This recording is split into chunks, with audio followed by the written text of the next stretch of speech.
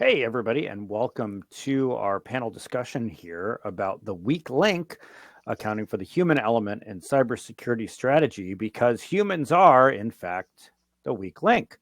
And we'll talk a lot about that today. But I want to say welcome. And if you haven't been to our events before, one of the things that you will quickly find out is that we don't just drone on with a bunch of slides. In fact, I just told Brad to interrupt Mike when he's talking. So we like to keep it interesting. The other thing that is important is there's a chat on the right. Make sure you say hi. And today, two things. One, let us know where you're joining from and your favorite thing about the holiday season. Mine is that I go to Alaska, where my wife is from, and go cross country skiing, even though it's negative 40. I actually really do like this because it's completely different. All right. So chat's on the right. There's a little bell at the top. You can hit the little slash button if you don't want it to ding. Everybody will get a recording of this, and we will send out the slide deck because folks always ask. Who are we? So Critical Insight defends critical infrastructure. We help folks prepare for a cyber attack, detect one quickly, and respond decisively. And so that's what we do. On the panel today, Fred Langston and Mike Hamilton both founded Critical Insight. Fred right now is our Chief Product Officer, and Mike is our CISO. And Mike and I and I can see some folks on here who saw Mike yesterday. We were speaking at a panel together in Tacoma, Washington, about data governance. Today's panel will be a lot funnier. And we have Brad Swanson joining us. He is a vCISO for a lot of small and medium-sized organizations, and has a history in incident response and all sorts of other things. And he's great to work with. And my name is Jake Milstein. I'm Chief Marketing Officer of Critical Insight, and I host our events. And by the way, I love all of the things that y'all are saying in there, especially Doug. And his spiked eggnog. That sounds good. We did not do that before this webinar, so that'll be good. How do you know what's actually in here? And hey, so this is a Costner cartoon, Mike, you put in here, and folks can read it. I don't know if everyone's seen it before, but it kind of sets us up here. Mike, why'd you want to start with this? Well, just because I thought it wasn't copyrighted, actually, was the real reason I put it in here. And then you had to make a whole bunch of phone calls to find out how it was okay to use this. But I think it drives home the point. Here we are doing everything we can: firewalls, email filtering, policies, penetration test, all this stuff. And somebody's going to pick up a USB stick and jack it in and nullify all of that. That's just the way it happens. And it's Dave. It's Dave. That's right. And actually, just at that conference yesterday, I was talking to somebody, and they talked about somebody in a previous job, not in the city they're in now, who didn't like 2FA and just figured out how to get around 2FA, not use any of the controls, and clicked on a link that they got through Facebook Messenger, and that's how they ended up with ransomware. So, yes, indeed. Okay, by the way, that was copyrighted, and we did ask permission. Can we ever fix this? When we're talking about needing, because this is the way we work, to be connected at all times to the global internet, is this ever going to stop? And the answer for the most part is no. When we're talking about phishing, okay, phishing training will reduce recidivism down to 3 to 5%. Wow, that's great. It takes a total of one person to give the whole farm away. So is that effective? Maybe a bit. People want to believe, they have this need to believe that the internet is telling them true things. Jeff Bezos has a $1 million ATM card for you and has picked your name randomly. It turns into an advanced fee scam where you pay them hey, the fee for the card is $150, blah, blah, blah. You know, pe- pe- people are just so willing to believe things like that. It just confirms what they want to think about themselves. I'm special. I've been selected. Uh, People are surfing the web, and 200,000 sites a day are injected, right? SQL injection, and all of a sudden you get that little present on the side from China or Russia or someplace that you didn't know about. You've been redirected. Something is going on in the background. All your credentials are being stolen from your browser, all the stored credentials, right? An information stealer. Everybody's willy-nilly installing all of these great apps they find in app stores that will track your location. They will monitor your keystrokes. They will hit ad networks in the background, do all kinds of stuff. And in fact, all of that information, there's a great article come out in tomorrow's News Blast about exactly this, about how all of the information from these apps is aggregated by these data brokers and then sold to anybody that wants it. And law enforcement typically will use that to circumvent the warrant process. Okay, we'll have fun with those apps. Somebody will pick up a USB stick and you want to have a look at what's on there, either to satisfy their curiosity or as a good Samaritan to try and find the owner of that. We know that socially engineering the help desk is being used routinely now, especially by this gang Scattered Spider that took down MGM and Caesars. The way they did that was they got through the help desk and got somebody to reset a password. It's phenomenally easy to do. So yeah, there is no firewall for gullibility. And we Americans are predisposed to believe things that make us feel good. And there's a lot of cognitive biases that we'll talk about that kind of lead you to that. Again, phishing training is not only not 100% effective, I think it deadens people to the fact that, clicking on these links, well, I just wanted to see the site. I wasn't going to give away any password. I just wanted to see how lame the site was. So you click that link and you're interacting with a script that pulls your session token off, presents it to Microsoft. Microsoft says, great, looks like you're already logged in, but I've never seen this device. Here's the challenge for the second factor. Route it back to the user, and they go, okay. And you just gave up SharePoint, Teams, Office 365, all the single sign-on apps, just the whole farm. Took 15 seconds. So again, by virtue of the fact that we are constantly plugged into the internet and interacting with all kinds of things that are outside our job responsibility. I don't care what you do when you're entertaining yourself. The best strategy really here, if you wanted to get rid of human error, at least 40% of it, according to measurements that I've taken in the past, implement a policy of personal use always on a personal device. Nobody cares if you screw up your phone. You're not going to give away a water utility or a bank or anything like that. Go ahead and do what you want, right? Facebook lives here. Gmail lives right here. Keep that stuff off the work computers, and that's probably as close as you're going to get to minimizing, not getting rid of, but minimizing human error and this, outrageous gullibility that we demonstrate every day. Anybody want to talk? Anybody want to differ with me on that?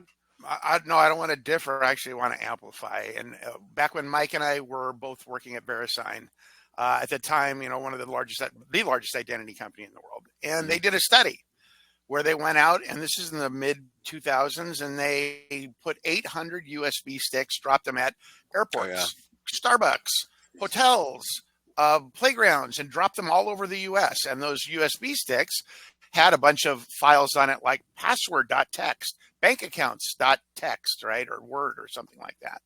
And it was, of course, built so it would phone home. And it would tell us not only was this plugged in, do people look at it? What did they look at when they looked at it? It turns out 80% of people that picked them up plugged them in. 80% of those people, which is still a huge amount, looked at every file on there. So basically any place that they had plugged that in, if that had been a bad guy, and this is a common technique being used today by one of the major malware gangs to drop USB sticks at places where people at a particular company may congregate, like the Starbucks near your office. And that's how they get in. And they can get past everything because you're walking it. The human is walking it past $1 million worth of controls and plugging it in to their box. So as much as this may seem like, oh, that's not really going to happen. No, it happens all the time, every day. And this is so common that the bad guys are using this as one of their main techniques in 2023. I think it's important to note too, a lot of organizations will block USB devices from being used on computers. You're not allowed to plug in removable storage. These devices are custom made. They don't appear as a USB thumb drive. They appear as a keyboard, as a human interface device, and then run their commands. So even blocking USB thumbsticks and drives will not protect you from these. Isn't that the rubber ducky thing? The rubber, yeah, the original was like what's called the Switchblade, and then Hack 5 commercialized it with the rubber ducky. There's other groups that have taken it advanced upon that even further now at this point. For folks who don't know, can you explain the rubber ducky? It's a hacking tool that will auto hack if you plug it in, basically. Awesome. I'm looking at our audience and seeing not everybody is in IT. So but everybody has Google. What What are those guys talking about? Yeah. Okay. Cognitive biases. Go for it. Okay, here are some of the reasons why things work, right? Especially we do security awareness training every couple of weeks. And, this is one of the things that we go through, along with showing a lot of examples where the bait is actually trying to pull on these particular levers. So the halo effect, right? A company that you respect, right? So Starbucks, or let's go T-Mobile. T-Mobile will give you free stuff for your opinion. No, they won't. But if it's a company you respect and it looks like this is an ad campaign from the company and it looks like they're going to give you something for just your opinion, a lot of people believe that, and these things are out there everywhere. And it's CVS, it's Starbucks, it's Ace Hardware, it's all kinds of companies. But remember, these are the ones that have a really positive image to consumers, and so you're more likely to trust something that apparently came from a company that has a brand like that. Hyperbolic discounting, okay, free trial or limited time offer is another one. Limited number of awards remaining, right? They're using some kind of psychology to get you to do something with urgency because the clock is ticking. Okay, so these things show up all the time too, and none of them are real. Absolutely none of them are real. The free trial thing. If you receive a message having something to do with a free trial and it's not something that you were interested in, you can pretty easily regard that with enough suspicion to where you're just going to delete it and move on. The big one that I know has worked a lot is this curiosity effect. So especially when there is something in the news that's just grabbed everybody's attention, that will be weaponized as bait. And because we're so curious, and because there are so many news outlets now, and news outlets are one thing, and then there's, all the people that just repackage news, and then there's rump news outlets, and we're just awash in all of this stuff. And so everybody's kind of, lost the lead on a lot of this. But news headlines, and I remember one that worked really well, and this was when I was still at the city of Seattle. Saddam Hussein found alive. Oh man, was that a problem? I remember one about a volcano in Iceland. After the volcano went off, there were, messages coming in talking about, damage done by the volcano and things like that. And people had to check it out, not thinking this came in to me. I did not seek this out. It is unexpected. And they get pulled right into those. Recency effect. Recent events are indicative. Well, that's kind of like that curiosity effect. And so I won't dive into that too much. But the one that you see the most is this authority bias. And I think everyone now has seen the CEO is asking you to buy gift cards. Something that comes in from a person seemingly of authority, you are more likely to trust. So The gift cards are one thing, but remember now it is trivially easy to go out and go on LinkedIn and find out who reports to who has authority, who can move money, who has the authority to cause money to be moved, and things like that. And so this is used quite a bit in business email compromise. The whole gift card thing aside, that's kind of the low end of that. But when you start doing things like emergency wire transfers and changing bank routing numbers and things like that, well, if they can impersonate someone of authority, that's a lot more likely to work. And so we see that. And here you have the statistics there at the bottom. The key one is over 90% of attacks begin with a phishing email. That is not consistent across sectors, because one thing that we have found in our analysis of healthcare data breaches was that there's been a transition away from phishing to vulnerability exploit, rapid vulnerability exploit, and a lot of state actors are using this as well. But still, lots and lots and lots of this starts with not necessarily a phishing message, but some kind of user error. Yeah, and I mean, one of the interesting things about healthcare versus others is, the healthcare organizations, a lot of them have just taken the internet away from 70-80% of their employees, where other organizations can't do that. So that's one of the reasons that it's falling there. I'll also say there's a thing that's going on right now. If you've gotten the meme going around saying Apple's new name drop thing, will give away your kid's name when they walk by a bus stop. That's very popular right now, and everybody's falling for it, and sharing it and sharing it and sharing it. So much so that one of the sheriff's departments here in Washington State sent something out yesterday to say that's not true. So, it's happened, this stuff happens all the time. All right, Fred, you brought this up this morning. We've crossed out some of the words in here that we don't want in a webinar. But tell folks what this is. Yeah, so I tell people about this. I want to show you this. This is what it means if anyone with bad intent, you don't have to even know, all you need to know is how to log on your computer, basically, can go and basically go to a website in the dark web, use an Amazon.com like interface, purchase as many or as few attacks as they want. As you can see here, this is a particular person that is taking all their skills and saying, I can pretty much do any bad thing you want. It'll just cost you a different amount. You can have it done as often as you want. You can have it done to whoever you want. So there's a component of this as well that some of these people do it purely for pay. Some of these sites are set up, you bring me a good victim, we'll share in the proceeds of this hack. So there are multiple kind of methods in which people can interact with these. All of them are rather enticing if you have that intent.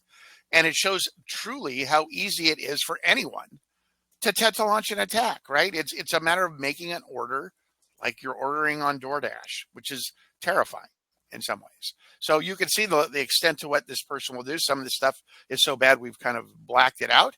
But this is kind of terrifying, right? That somebody out there is willing to destroy you, your life, your business for a really nominal fee. I mean, you look at some of those costs, $500, that's pretty scary, man. That $500, you can have your life destroyed or a business destroyed.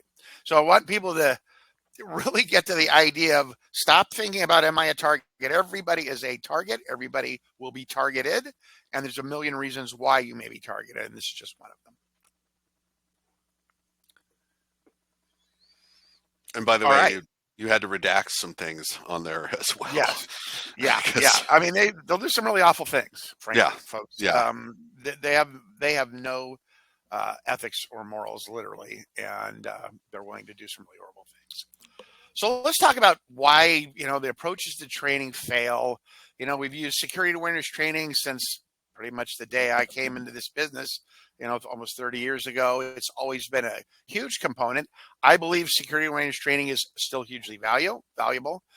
And phishing training, the way phishing training has been used has ultimately led to a bunch of negative feelings, right? People associate entirely negative feelings around phishing training programs because they're never leading to oh, I feel good about things, or there's a positive outcome, or it's always, hey, you messed up, you did something wrong. So the things that we need to think about when you're doing training is, first off, people need to be motivated, right? Why do I care about this thing you're making me sit through? And fortunately, a lot of people are going to have that attitude. It's, I got to do it. I'm here. I'm going to pay as little attention as possible. Got to get this over with. You got to help people understand why this is important. I mean, it needs the CEO, it needs the executives in a company to be communicating and saying, this is a critical component of our business operations, operating securely. If we can't do that, we probably can't do anything else well. Or if in fact we get caught, everything could disappear tomorrow. So tell them your job, not just your job, all our jobs are at stake here. Our customers, potentially their lives, if you're in healthcare, talking about lives, right? Those are at stake, right? Make sure people understand why they should care about this, and literally that they individually can actually cause some of these very bad outcomes. So when you help people understand you could do something really bad if you don't pay attention to this training, people will start to hopefully at least take it to heart that, man, this is serious stuff. I really, even if I don't like it, I got to pay attention, right? There's a lack of understanding of what insecure behavior is. One that we did an investigation a couple of weeks ago, and it was using what they call the watering hole approach, watering hole attack, where a particular hacker had compromised one email account and started watching what people were saying and doing. And they realized that everybody, or a small group of administrators at this entity, all talked about soap operas and all used to go to these kind of illegal, if you will, like pre the day before the soap opera comes out, these sites that have stolen scripts and stuff like that and publish what they think is going to happen. So they were addicted to going to this site. Well, the bad guy saw that, noticed that this site was being run off a web server in South America with absolutely no security whatsoever. In about 10 minutes, he had bugged, as Mike said, injected malware into the site, and every one of these people the next day that went to the site got compromised. Okay, so this is the thing where it may be safe today. If a bad guy is watching, it could be unsafe tomorrow, right? There's reasons why you should be using your phone, right? Your home computer. Everybody's got a phone. 5-year-olds have phones. Okay, everybody's got a phone. Okay, Jake saying no. Some 5-year-olds have phones. That is not all terrifying. 5-year-olds. Yeah, but bottom line is everybody's got a phone, right? It's really hard at this point to argue. No, I need this to get a hold of my kids, or I need this to get a hold of my doctor. No, all that can happen on the phone now. So helping people understand that, hey, you got all the tools you need to do whatever you want on your break, at your lunch. Take 5 minutes if you need to call your doctor during the day on your cell phone. But hey, work stuff is for work, right? And helping people understand that you have the option, you're not being locked down, is a key component, I think, to helping people to go, okay, I'm just going to move my insecure behavior to a place where it matters less. And that's important, right, to a business. They also, it's too complicated. You guys are talking about all this phishing and hacking and networks, and I'm a freaking accountant, people. Why would an accountant know what you guys are talking about? So you have to make sure you're talking about human behavior, right? This is all about human behavior. It's not about technology. It's not multi-factor authentication. It's, here's, as a human, the way you need to protect yourself, protect your own information, protect the company's information every day, everywhere you go, 24/7, right? Life skill, right? What we need to help people understand is we're teaching a life skill, something you use everywhere, every day, no matter where you go. And I certainly do. I mean, every time I go plug my credit card into something, I take a good look and look for skimmers, and then I wonder, cover the pin pad. Right, everything, all this stuff, right? So these same behaviors you use at home, yes, we use them everywhere, right? So focus on the behaviors. People, things, understand how these behaviors impact your organization. And when you're doing training, and especially phishing, don't try to make this punitive. A lot of places will say, well, you got to pass a test at the end. and basically to show that you're looking. Well, if you need a test to show whether they're paying attention, your training needs to be revamped, right? If you're not grabbing their attention with the material you're presenting, and you need the test, I mean, all you're doing is teaching somebody else how to game your test system, right? Total waste. So don't focus on a test as in, oh, if you don't pass it, you got to retake the last 30 minutes or you got to take it over again. Find out, oh, people are consistently missing this. Don't tell them they missed it, but say 50% of our people don't understand this. Let's do some security awareness training. Let's put up posters on the wall. Let's send emails saying, reminder, look what happened to our company that just like us, and describe the things that you're seeing your own users are not understanding or continuing to do, which are putting your company at risk.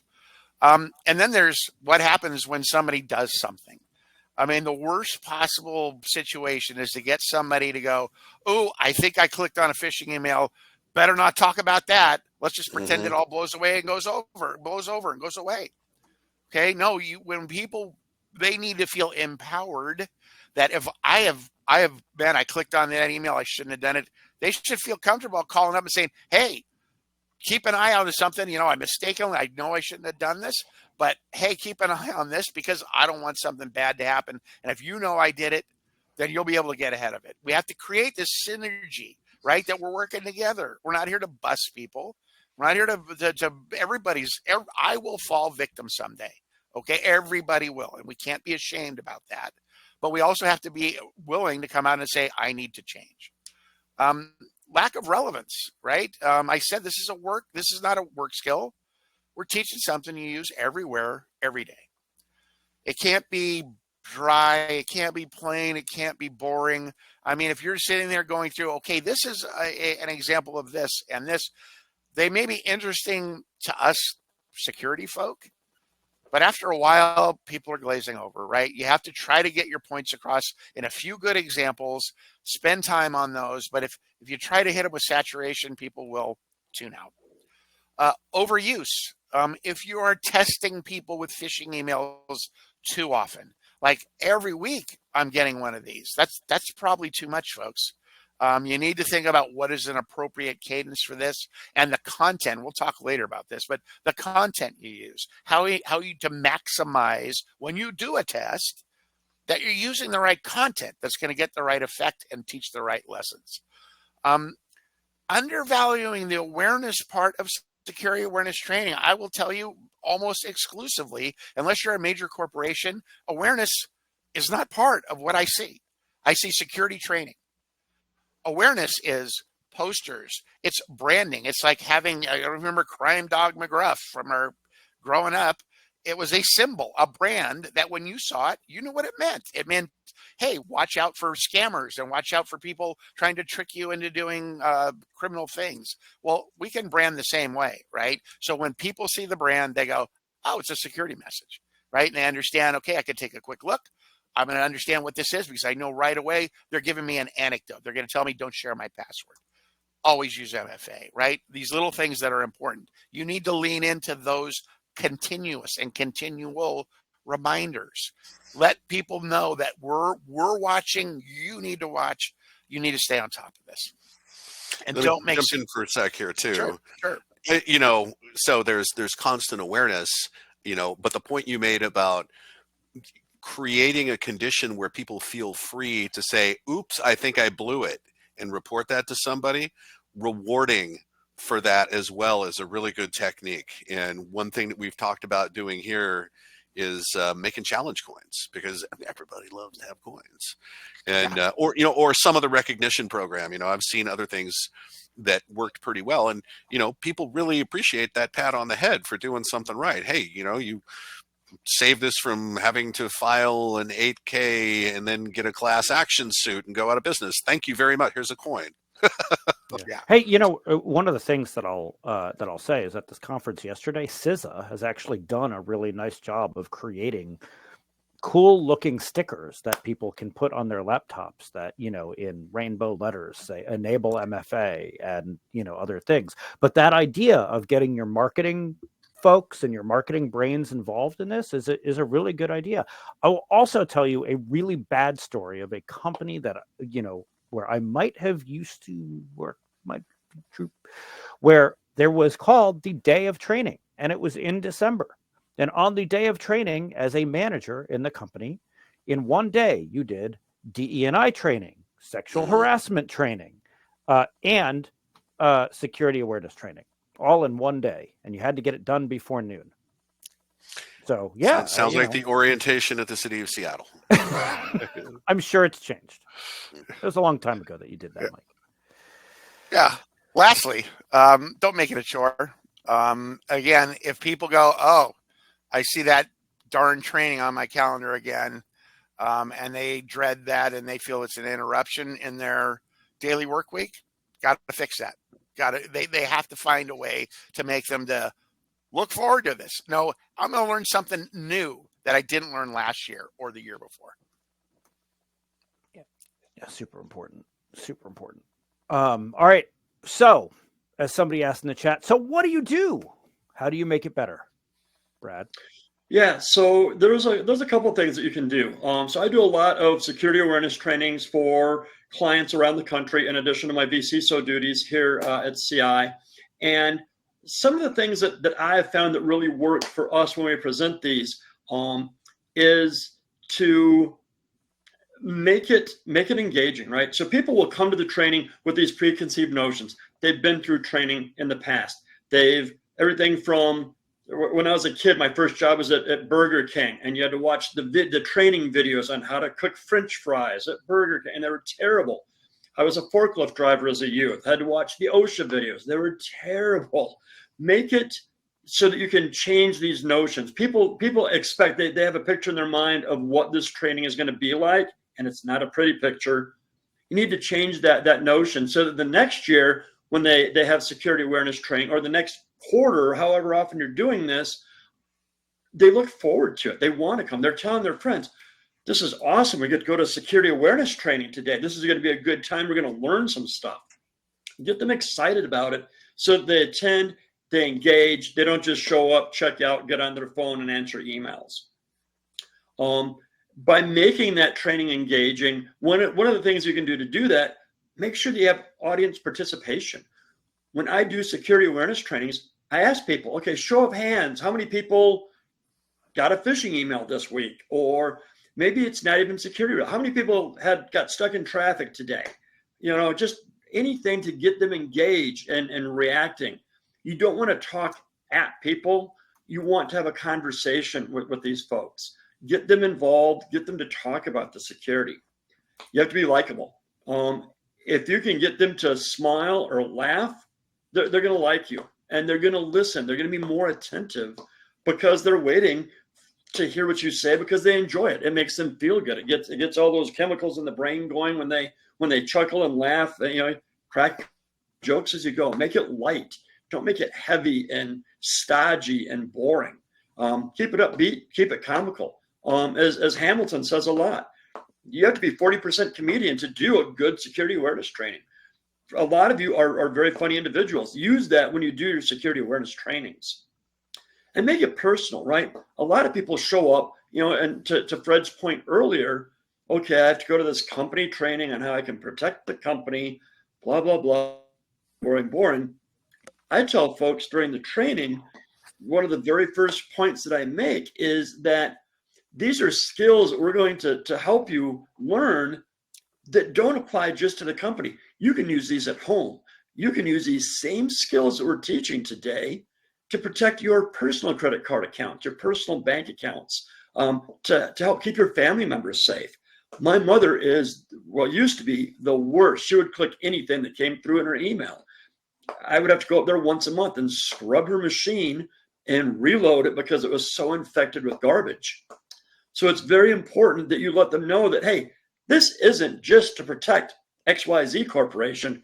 This is to protect you in a larger world. Let them know that it's valuable data, and that they should share it with their friends and family. They can become kind of the cybersecurity expert within their own circle by sharing this information.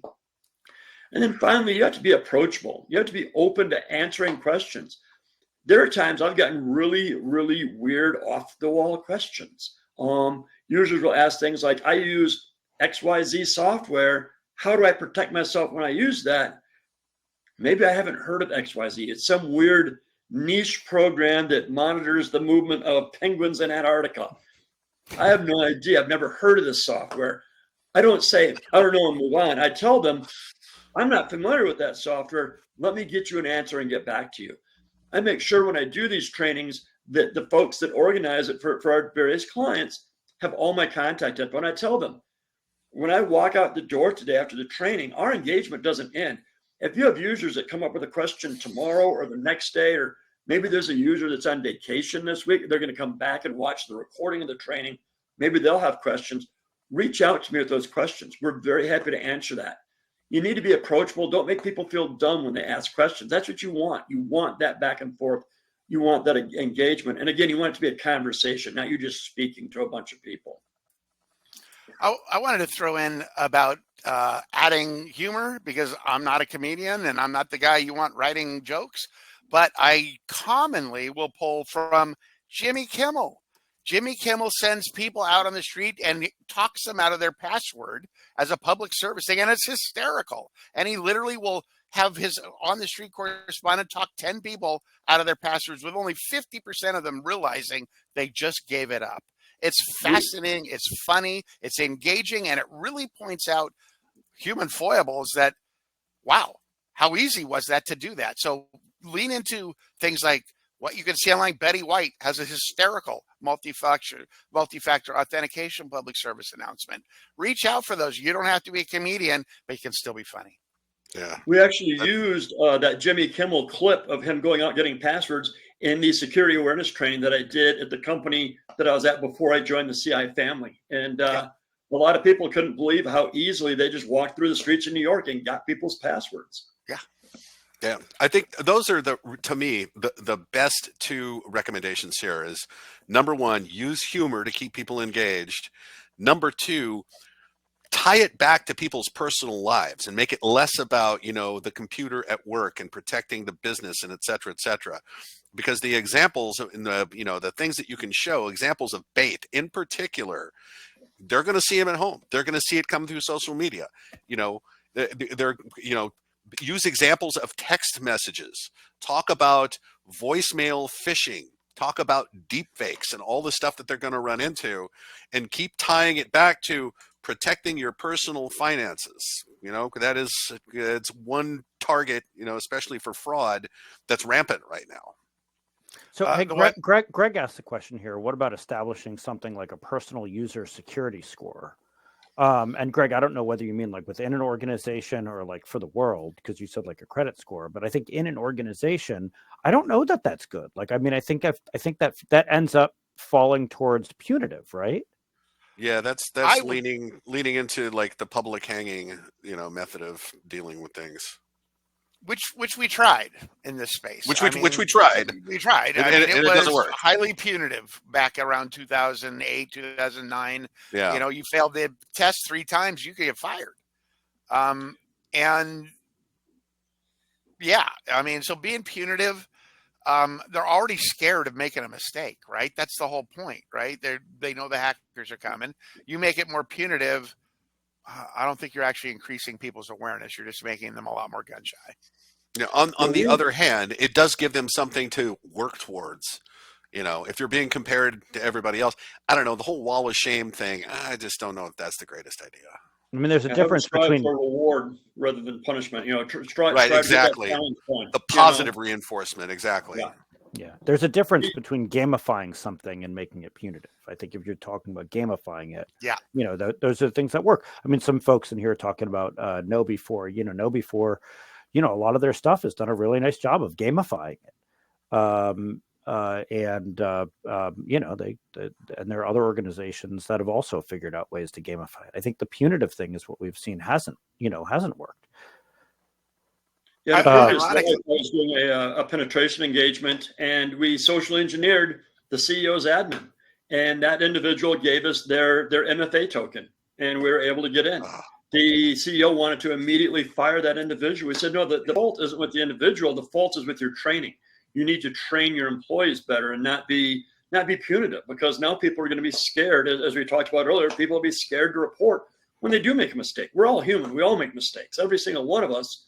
We need to be comfortable in reporting those mistakes when they do happen. Fred doesn't make mistakes. No, but I was going to agree that gamification is hugely useful. And an example is, if you know what a flipper zero is, this is a device that everybody says is the scariest thing that you go out and buy. They're a tool that can look at all sorts of radio frequencies and replay keys and your card key and get in things like that. Well, the whole concept behind this, they've gamified the use of this tool. So when you get it, it's set up as a game that you're trying to achieve other rewards and awards as you move up and, frankly, hack more stuff. So the whole gamification concept, and this is one of the most popular devices on Earth right now, because it's taken an approach that makes it fun, interesting, motivating to learn something you don't know. Yep. And I love what Brenda says here in the chat, which is, the last 3 times people got hacked here, they self-reported because we do not get them in trouble. We thank them. Yeah. I mean, see something, say something. Well done, Brenda. And frankly, that fast reporting, that is the key to making sure the entire house doesn't get engulfed in flames, right? We can put out that little grease fire, but you're going to have to raise your hand. Yeah, and Jason also in the chat, says, people feel very bad that they fell for the con. Yes, and the con artists are counting on their shame so that they don't report it. Right, cognitive biases. Mm-hmm, mm-hmm. That would be a good one to add.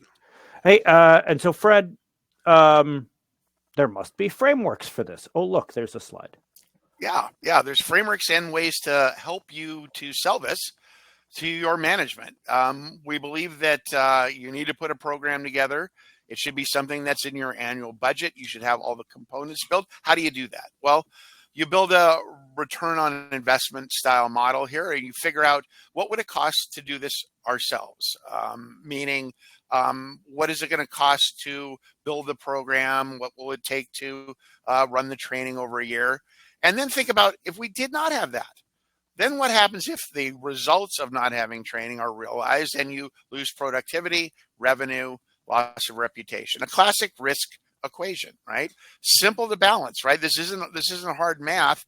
If you look and you can use a payback model or a net present value model.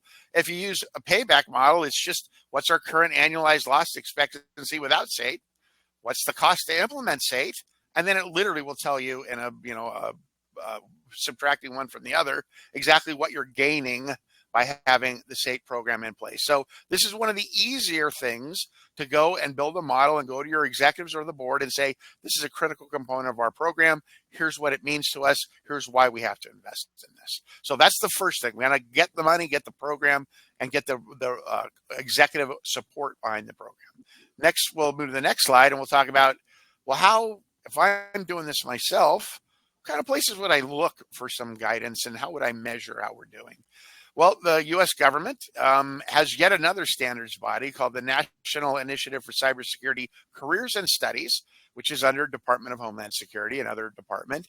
And they have what they call the NICE framework. And I spent 2 years working through every state agency in the state of Oregon doing NICE assessments and understanding how well is their training working, how well are people trained, where are people at in this kind of knowledge spectrum, and what does it mean in terms of risk. So if you want to take a very serious approach with a lot of great spreadsheets in which to map and map out how you're going to do this, the NICE framework is a great place to start.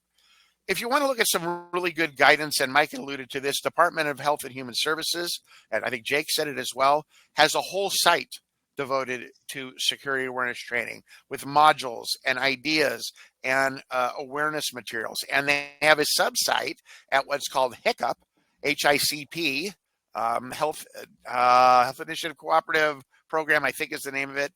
And it has a site that is nothing but every month new awareness materials get put up. So as Mike said, here's a poster for this month. Here's 5 email messages. You don't have to create them yourself. You got agencies doing this for you. Lean into that, right?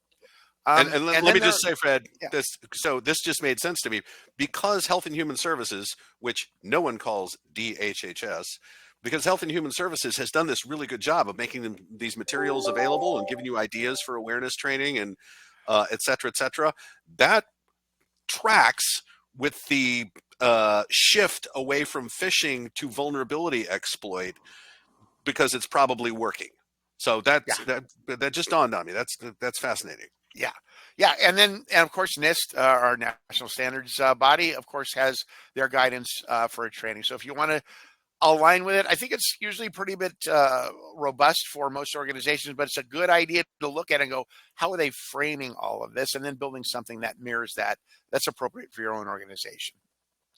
So those are the things I would look at if you want to say how are the pros, if you will, or how is the professionals say that we should do this. These are great places to start and get ideas, get an understanding of what components should be there, how much effort you should put into each one of those components. All right. So let's talk about what we do. And this is something that's been, if you know me and heard me speak over the last couple of years, you probably heard me talk about this. We believe that there needs to be an entire track of services that are devoted entirely to securing the human. I mean, we have pen tests and we have, risk assessment and everything. And the bottom line is our number one risk are the people. We should be devoting an entire line of tools and efforts and training and assessments around understanding what our human risks are and helping to secure the human. So you start out with being able to monitor, right? We need to be able to know, detect, and respond when things are happening. So monitoring our email systems, the places where the humans are commonly interacting, critical component. We need our training, and it should be everything from annual. Should everybody, when they onboard, I want to make sure you have everybody first day, like Mike said, should be going through onboarding training. Should have a learning management system is pretty much becoming relatively standard, a place where people can go and take specialized training. I'm on the team that takes credit cards. I need to take PCI specific training. I can log into the LMS. I can take the training there. I can be then officially certified for doing that kind of work. And then there is the post-phishing test. How do we help people get better? Right? We said, let's not be punitive, but we do have to help people go. And when they have clicked on it, have to help them understand, right? So we need to find out how to build training to reach back out and reiterate the concepts that people have not quite taken to heart. There should be something in here where anytime somebody goes, is that a fish? Should I open this attachment? Should be able to click a button in Outlooks, for let's say, and it's going to send that email off to some system or people that are going to verify it. And they're going to say, yes, this is okay to open. No, do not open this. Or, well, it could be real or it might not be. And you need to check with the sender because, yes, it's a link to SharePoint. Maybe you were supposed to get that one. Maybe you weren't. You need to check. But having a way to help people go, not have to make the decisions themselves. Let's have experts make the decision on whether that's a phishing email or not. Or artificial intelligence, which is exactly what we are using. We're piloting right now with a company in Seattle where you can submit a message and right away here's a list of why you should not engage. It really does work well. Yes. And then of course, there's fish, you should be doing phishing testing. It could be as a service as we do it. You can do it internally yourself. But having some program, and as we said, avoiding all the things we said don't do.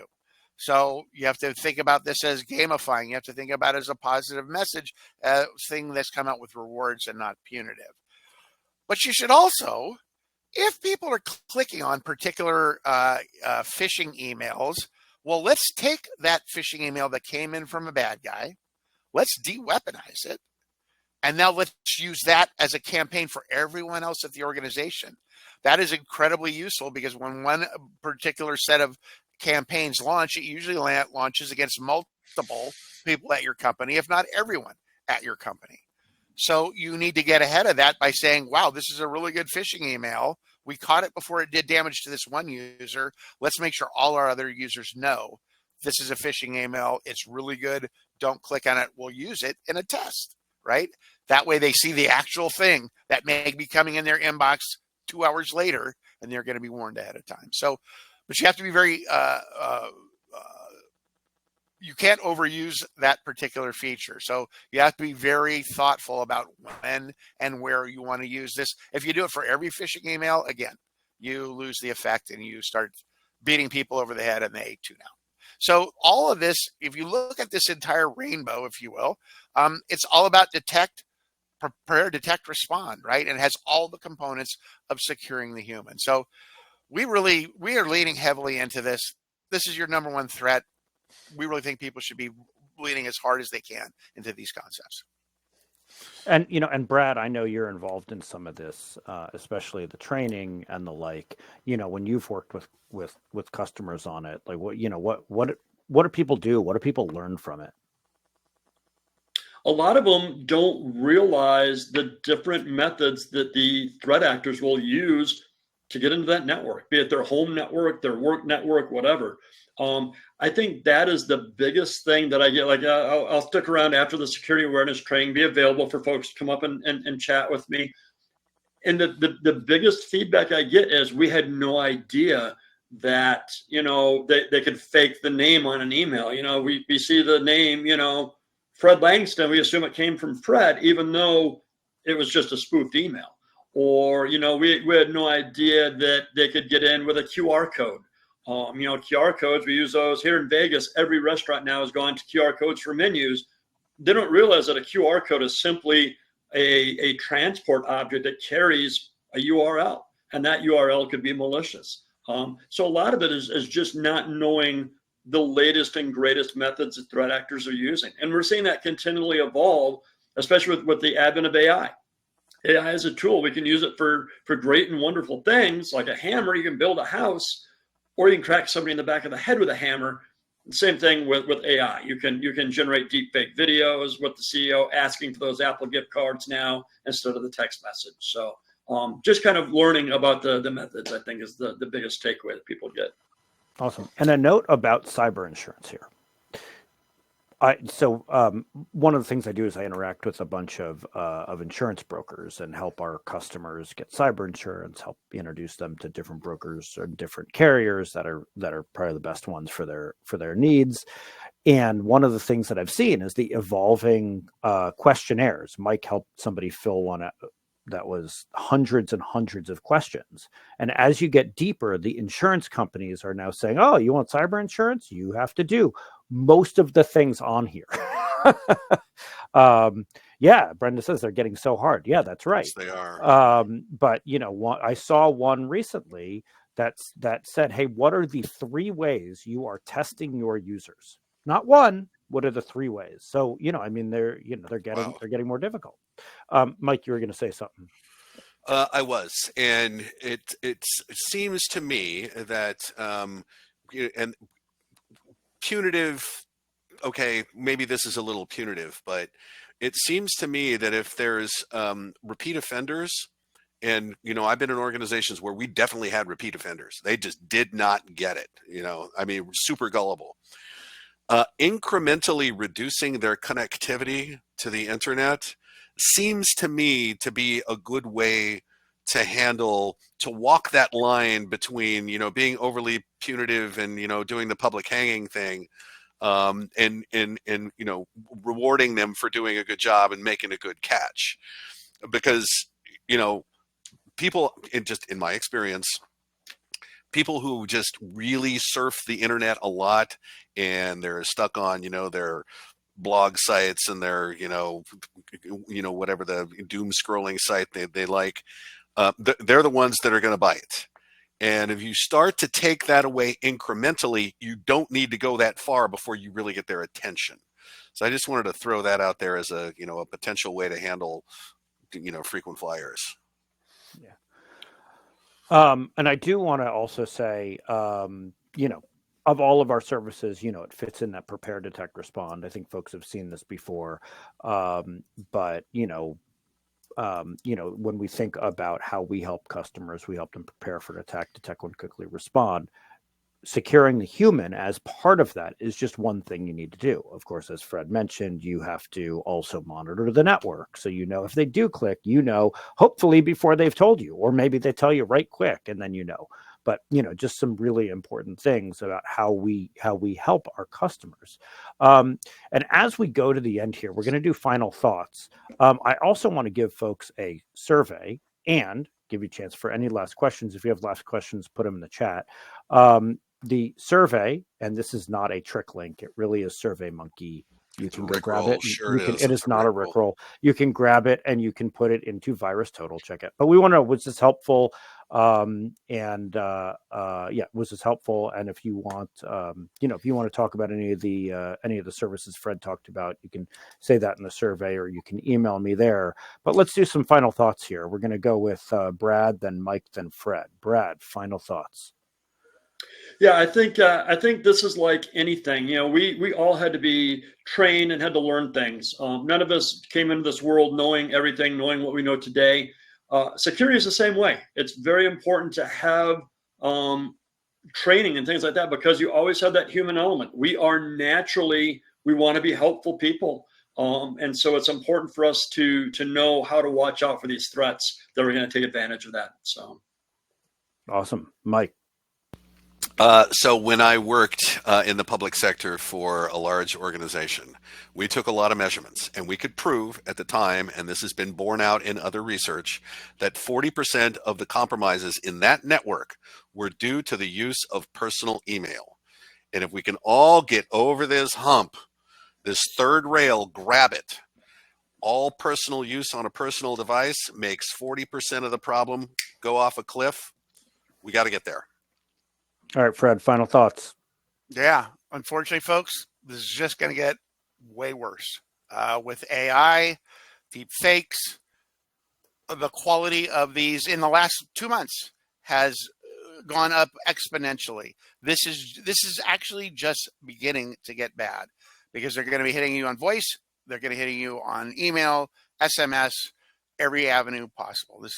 It's not getting any easier.